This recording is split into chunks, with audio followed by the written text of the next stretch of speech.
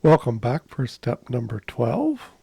Uh, you don't have to do this after step 11. It can stand alone, but I went ahead and left a diagram up because I think most of the time people do time sharing, which is step 12, after stuck loops.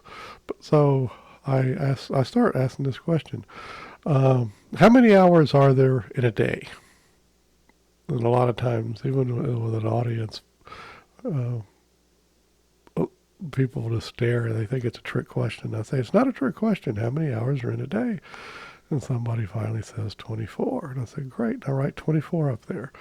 I said, so looking at things from this point of view, the psychological flexibility point of view, 24 hours is adds up this way. It's so many hours of toward moves plus so many hours of away moves equals 24.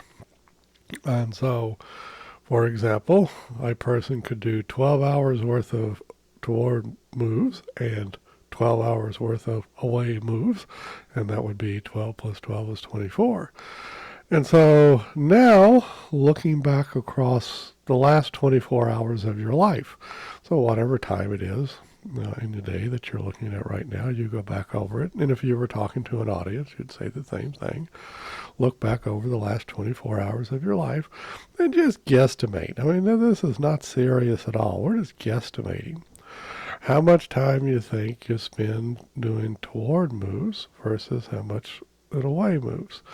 Now, sometimes people will automatically switch to percentages, and so they'll divide it up in terms of, it all adds up to 100%. But I'll go ahead and stick with hours. And let's say it's somebody who's really feeling pretty darn stuck. And they say, I'm thinking I spend like 16 hours doing away moves and 8 hours doing toward moves. 16 plus 8 is 24. Oh, okay.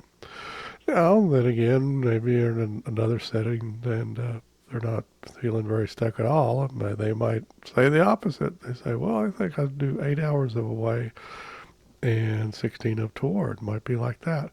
That's fine. Whatever people come up with, as long as it adds up to 24 or 100%, because they'll say stuff like that. Oh, I think I spend 60% of my time on away moves and 40% toward. It adds up to 100. That's fine too. You're just having people look back over the last 24 hours and divvy it up. I have had people say, well, 0 over here and 24 over here. I've never had them say 0.